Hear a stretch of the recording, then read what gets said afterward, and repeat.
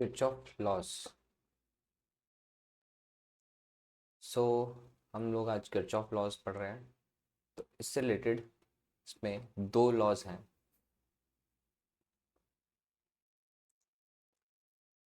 First है first है junction rule. Second है लूप रूल।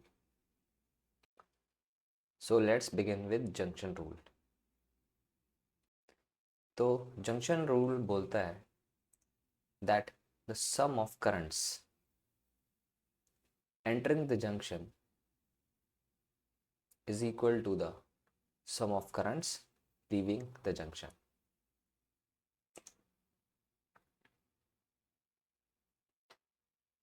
कहने का मतलब ये है कि अगर हमारे पास जंक्शन है, जंक्शन मतलब नेटवर्क ऑफ वायर्स, जहाँ पे काफ़ी सारी वायर्स एक साथ मीट करती है, जैसे रेलवे क्रॉसिंग में होता है जहाँ पे काफ़ी सारे रेलवे ट्रैक्स एक जगह मिलते हैं, उसको जंक्शन कहते हैं। वैसे ही अगर वायर्स, दो तीन वायर्स या उससे ज़्यादा वायर्स एक पॉइंट पे मीट कर रही है तो उसको हम लोग बोलते हैं जंक्शन। तो लेट्स से हमारे पास जैसे एक वायर है और यहाँ पे 1 2 3 4 5 वायर्स हमारी इस पॉइंट पे मीट कर रही है, और यहाँ पे हमारे पास I1 एक करंट है। वैसे ही हमारे पास यहाँ पे I2 करंट है, इधर I3, I4 and I5। I1 enter कर रहा है, I2 लीव कर रहा है, 3 भी लीव कर रहा है, I4 एंटर कर रहा है और I5 भी लीव कर रहा है।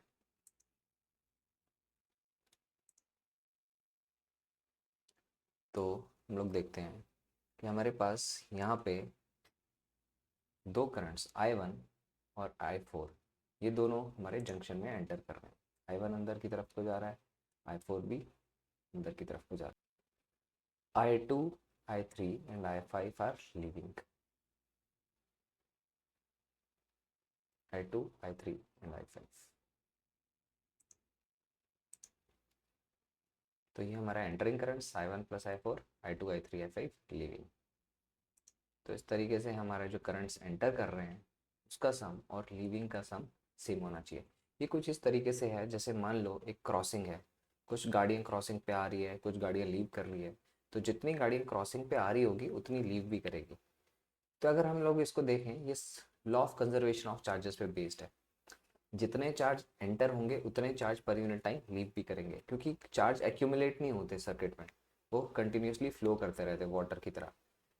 तो जितना चार्ज एंटर कर रहा है उतना हमारा लीव भी कर रहा है in unit time. So let's do problem related to concept. तो ये हमारा एक जंक्शन है और हमारे पास यहाँ पे I1 करंट है जो कि 2 एम्पियर है, ये एंटर कर रहा है। वैसे ही हमारे पास यहाँ पे I3 है जो कि 5 एम्पियर है, ये लीव कर रहा है।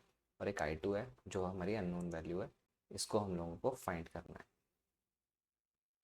तो यहाँ पे हम लोग अब जंक्शन रूल लगाते हैं कि sum of currents entering the junction. तो यहाँ पे हमारा 2 एम्पियर एंटर कर रहा है और I3 और I2 लीव कर रहा है।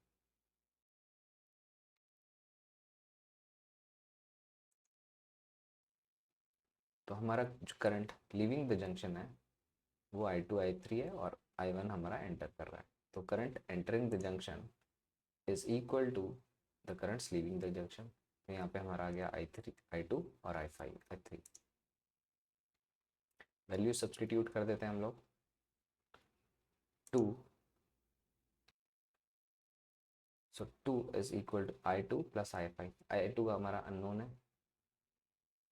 I2 को हम सॉल्व करते हैं।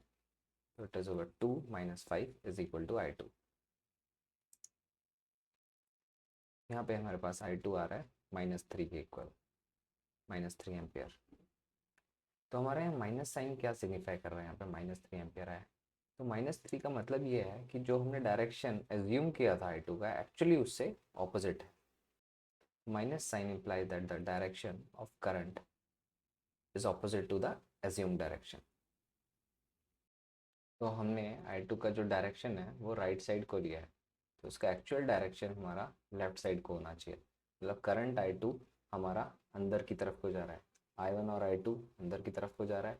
I2 इज 3 3 + 2 = 5 जो कि नीचे की तरफ को जा रहा है।